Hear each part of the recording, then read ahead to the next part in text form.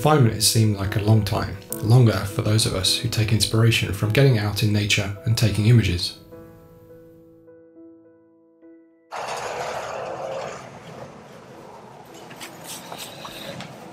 So, welcome to the village of Rocheux, which is in the south of Belgium. Behind me there's a small village called Freyhan, with the river actually going around in a kind of U shape. So it's a really iconic spot here in Belgium. It's been photographed to death, but I don't have the photo. And I've come here on a very cloudy, windy, cold day. It's just the start of autumn, so some of the colour's starting to come through. And even though I've seen this image a lot, I have to say, I didn't imagine there to be like a car park behind here and so many people. You kind of think it's rural and in the middle of nowhere, but the reality is very different. Anyway, enjoy the video today. Before the pandemic, the basics came to me without really thinking, but after many months without getting out and shooting with the camera, it felt like I had to tentatively take some small steps again to get back into the swing of things. My chosen subject is the most photographed landscape in Belgium. If you type into Google Belgium landscapes, you will without doubt get images of the scene that was my focus for the day. I really had no expectations for the day's shoot. I just wanted to dust off the cobwebs and get back into the rhythm of shooting again.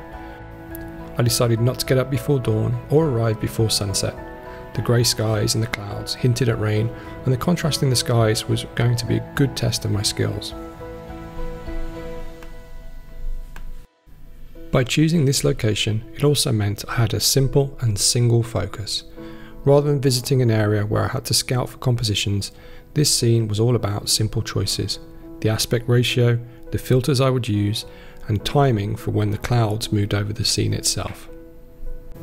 My somewhat laid-back approach to this landscape shoot is evident that you can see I walked to my location from the car in my Crocs, rather than changing into my hiking boots, but hey, the comfort was very much welcome. I'm currently shooting landscape images on my Panasonic S1R, and I principally use two lenses, the 16-35 f2.8 as a wide and the 24-105mm f4 as an all-rounder.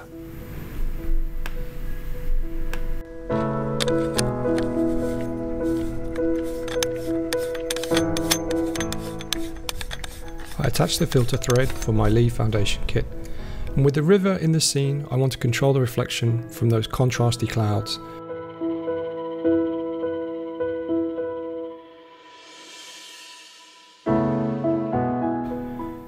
Given the cloud cover and the unevenness of the light, those clouds are going to be problematic, so I will have to experiment with my Grad ND filters. There are two schools of landscape photographers, those that use Grad NDs and those that bracket their images. I'll admit I'm old school. I like using my filters. Yes, bracketing does give you latitude in post-development, but I've always thought that whatever you can get right in camera makes you a more experienced photographer.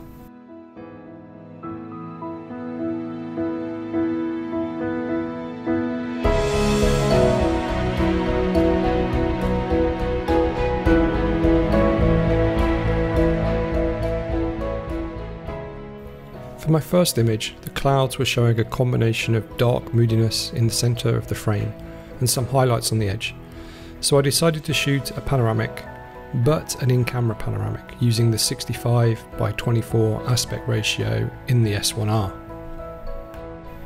And here we have the result. I'm happy with this image. The aspect ratio captures the entire river and enough sky interest to make for a balanced composition. Well, there's some nice cloud cover coming.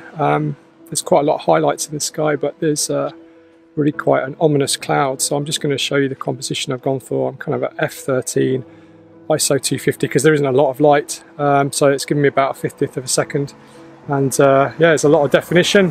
Got a circular polariser on just for the river to cut the reflections. And then I've really tried to pull those highlights down by using a 0.9 Grad ND. As you can see from this view with my vlogging camera, exposing for the scene blows out the sky, and there's just enough wind to create some movement in the foreground foliage. So there you can see, got this ominous cloud here, so I've actually just gone kind of 50-50 in the composition, and yeah, it's well balanced, the exposure's good. So just one stop under, and because there is quite a lot of highlights, if you can see with this camera that I'm using to vlog, you can see there's quite a lot of highlights in the sky, but using the combination of the ND, the Grad ND, and one stop under, yeah, it's come out really nice. And there is wind. It's not very strong wind, but there's enough wind to be pushing these clouds across.